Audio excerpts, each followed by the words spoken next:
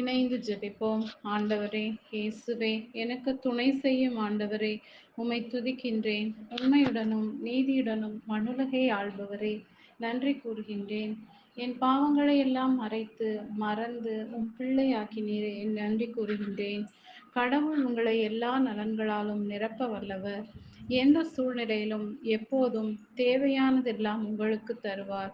அனைத்து நற்செயல்களையும் செய்வதற்கு தேவையானதெல்லாம் உங்களுக்கு மிகுதியாகவே தருவார் என இன்று இறைவார்த்தையில் வாசிக்கின்றேன். இயேசுவே, நான் ஆன்ம பசியாய் இருந்தேன்.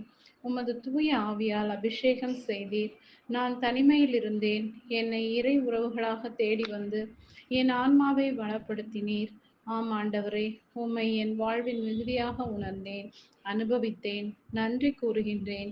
பிறர் உனக்கு என்ன செய்ய வேண்டுமென நீ நினைப்பதை நீ அவர்களுக்கு செய் என்று கற்பித்தவரே, என் அயலானுக்கு அன்பை நிறைவாக கொடுக்க என்னால் இயன்ற உதவிகளை செய்ய ஆறுதலான ஆசீர்வாதமான வார்த்தைகளால் அவர்களை உற்சாகப்படுத்தி உம்மிடம் அழைத்து வர என்னையும் உமது கருவியாக மாற்றும்.